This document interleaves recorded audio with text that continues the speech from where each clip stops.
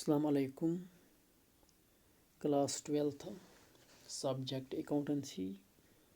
और आज हम फिर से इसी टॉपिक पे बात करेंगे, वो है dissolution of partnership firm.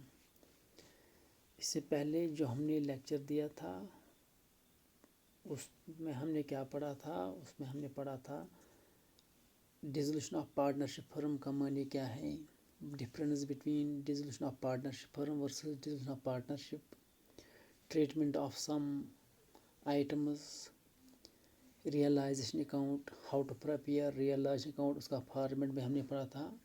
Means the previous lecture was all about the theoretical part of our this unit. जैसे कि आप जानते हैं कि dissolution of partnership firm simply means discontinuation of partnership. जब पार्टनर से डिसाइड करते हैं कि हम अपने बिजनेस को बंद करेंगे और उसके बाद ये पार्टनर्स क्या करते हैं, ये एसेट्स का वैल्यू देखते हैं कि रियलाइज्ड वैल्यू क्या है हमारे एसेट्स का, और जो लाइबिलिटीज़ है उनको ये पेड ऑफ करते हैं।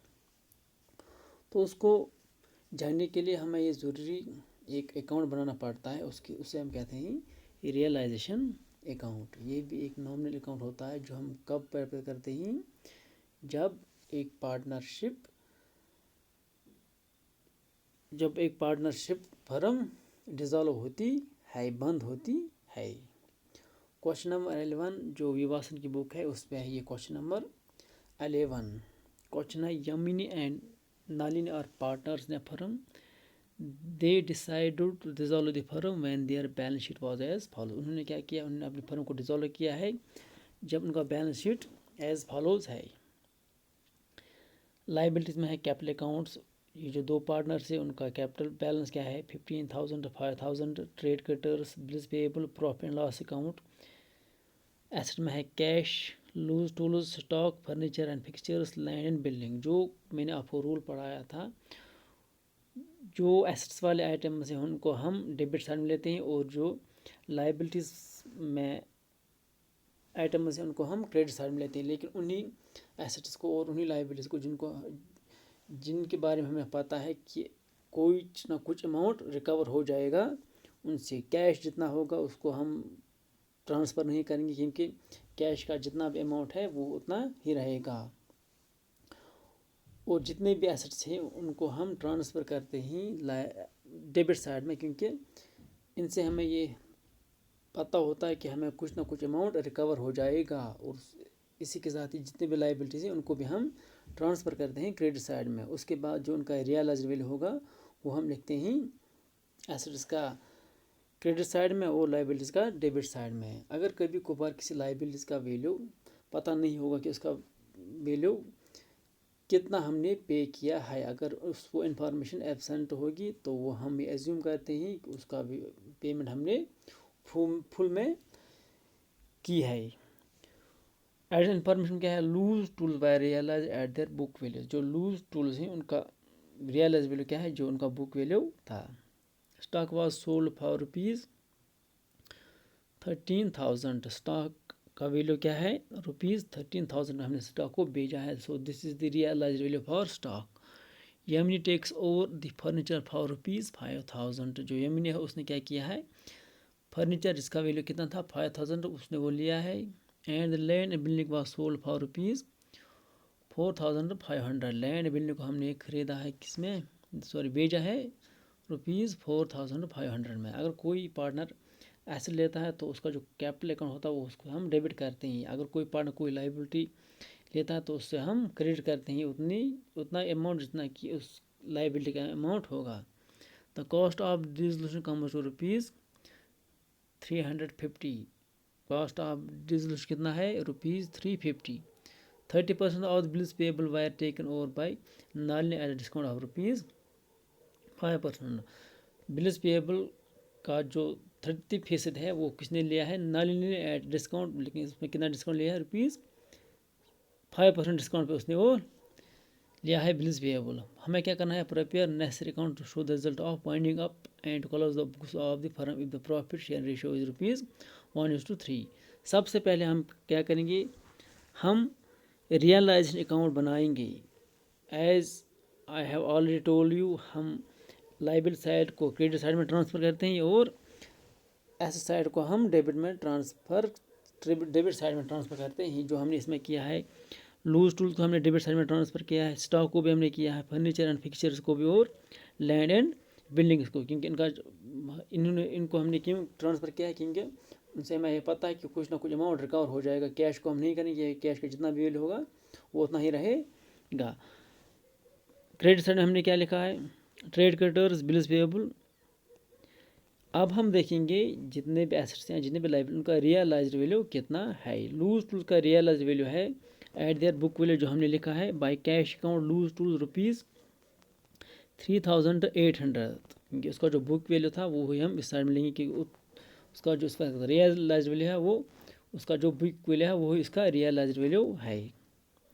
बाय कैश अकाउंट स्टॉक को हमने भेजा है ₹13,000 में, लिखेंगे हम by cash account ₹13,000। By Yamini's capital account,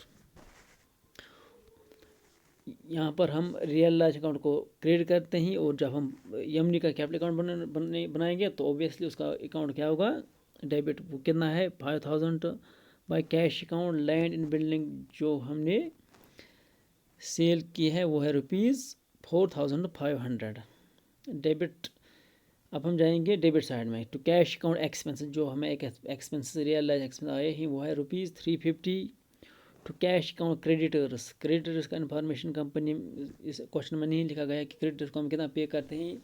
जो मैंने आपको अभी भी कहा कि जब ये इन्फॉर्मेशन नहीं दी गई है कि हम कितना पे करते हैं क्रेडिटर्स को, तो हमें ये एज्यूम करते हैं कि जितना उसका बुक वैल्यू होगा वो हम फुल में पे करते हैं। जितना कि अमाउंट बैलेंस शीट में होगा उस लायबिलिटी का, वो हम फुल में पे करते हैं, इसलिए हमने लिखा है ₹6,000। टू नालिस कैपिटल अकाउंट बिल्स पेएबल, जो नालिस का कैपिटल अकाउंट है उसने क्या किया है, बिल्स पेएबल लिया है। बिल्स पेएबल कितने थे हमारे पास, 2,250, लेकिन वो कितना बिल्स पेएबल कितनी बिल्स पेएबल लेती है, वो ₹30% ऑफ बिल्स पेएबल। वो कितना बनेगा, 2250 का 30% कितना बनेगा, 2250 इंटू 30 डिवाइड बाई 100, वो बनेगा 675। लेकिन उसमें 5% डिस्काउंट इसको मिलता है। 675 इंटू 5 डिवाइड बाई 100 माइनस, ये बनेगा 641। ये जो नालिनी है टोटल बिल्स पेएबल, ये कितना लेती है, ₹641। उसके बाद cash account bills payable 641 Nalini लेता है, और जो रिमेनिंग बिल्स पेएबल है वो हम नीचे लिखेंगे टू कैश अकाउंट में बिल्स पेएबल। यहाँ पर क्या हमें आता है, लॉस कितना, रुपीज़। जब हम डेबिट, यहाँ पर डेबिट बैलेंस है, as you know realise account is nominal account and rule for nominal account is debit all loss and expense all gain and come, लेकिन यहाँ पर जो डेबिट साइड है वो ज़्यादा है, तो it means here is it's a loss of ₹4,016। ये हम पार्टनर्स में डिस्ट्रीब्यूट करेंगे as per their ratio 1:3। 1:3 4016 into 1 divide by 4। A का बनेगा ये 1004 और बी का बनेगा ये 3012। ये जो लॉस राइज हुआ है due to this realise account, वो हम पार्टनर्स में डिस्ट्रीब्यूट करेंगे as per their ratio.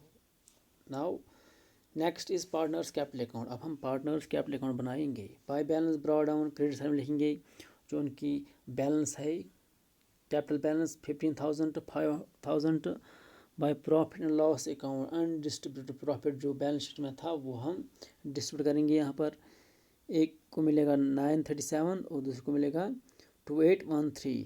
Bye realise account bills payable, ये जो बिल्स पेएबल है जो नालिनी खुद पे करते हैं, यहाँ इस साइड में हम ये क्रेडिट करेंगे उसको, क्योंकि मुफ्त में कोई ना तो कोई चीज़ लेगा ना तो कोई चीज़ देगा। ये जो लाइबिलिटी है ये नालिनी पे करती थी, लेकिन यहाँ हम इसको अब क्रेडिट साइड में पे करेंगे, इसको क्रेडिट साइड में क्रेडिट करेंगे।